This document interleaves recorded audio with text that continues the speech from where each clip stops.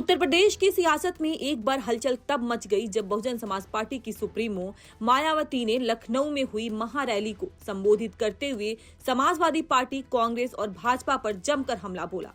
इस दौरान उन्होंने बिना नाम लिए आजम खान से जुड़ी अफवाहों पर भी प्रतिक्रिया दी, जो पिछले कुछ दिनों से राजनीतिक गलियारों में सुर्खियों में बनी हुई थी। बहुजन समाज पार्टी द्वारा 9 अक्टूबर को लखनऊ में एक विशाल रैली का आयोजन किया गया था। राजनीतिक पंडितों का कहना था कि आजम खान इस रैली के दौरान बहुजन समाज पार्टी का दामन थाम सकते हैं। इन अटकलों को तब बल मिला जब यह खबरें सामने आई कि आजम खान ने दिल्ली में मायावती से मुलाकात की है। इससे सियासी हलकों में चर्चाओं का बाजार और भी गर्म हो गया। लेकिन इन अटकलों पर तब विराम लग गया जब 8 अक्टूबर को अखिलेश यादव और आजम खान की रामपुर में मुलाकात हुई और इसके बाद से बहुजन समाज पार्टी में उनके शामिल होने की संभावना लगभग समाप्त हो गई। और अब बहुजन समाज पार्टी के सुप्रीमो मायावती ने 9 अक्टूबर की रैली में बिना आजम खान का नाम लिए इन अटकलों पर जवाब दिया। उन्होंने कहा, जब से 9 अक्टूबर का ये कार्यक्रम घोषित हुआ है तभी से विरोधी लोग अफवाहें फैला रहे हैं। अफवाह थी कि दूसरी पार्टी के एक बड़े नेता बहुजन समाज पार्टी में शामिल हो रहे हैं। मायावती ने बिना आजम खान का नाम लिए कहा, अफवाह फैलाई गई कि दूसरी पार्टी के बड़े नेता ने दिल्ली में मुझसे मुलाकात भी की है। मायावती के इस बयान को साफ तौर पर आजम खान से जोड़कर देखा जा रहा है, क्योंकि बीते दिनों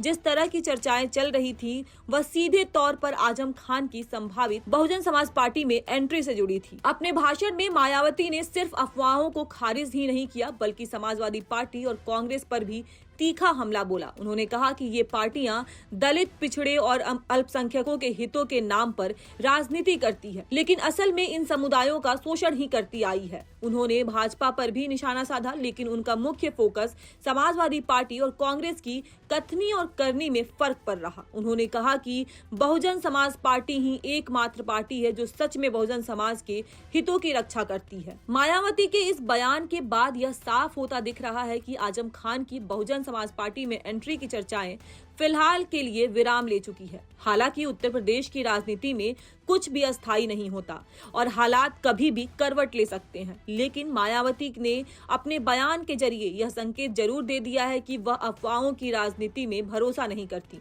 और निर्णय बहुत सोच समझ कर लेती हैं। यह पूरा घटनाक्रम यह भी दर्शाता है कि उत्तर प्रदेश की राजनीति में आजम खान जैसे वरिष्ठ नेता की उपस्थिति अब भी कितनी प्रासंगिक है। चाहे वह किसी पार्टी में रहे या ना रहे, उनके कदम से सियासी गुटों में हलचल मच जाती है। वहीं मायावती ने यह भी साफ कर दिया कि बहुजन समाज पार्टी आने वाले 2027 के विधानसभा चुनाव में भी किसी गठबंधन का हिस्सा नहीं बनेगी और अकेले चुनाव लड़ेंगी। लखनऊ में हुई इस रैली में भारी भीड़ उमड़ी और काशीराम स्मारक पर लोगों ने श्रद्धांजलि दी। मायावती इसे बहुजन समाज पार्टी के जनाधार की वापसी का संकेत मान रही हैं।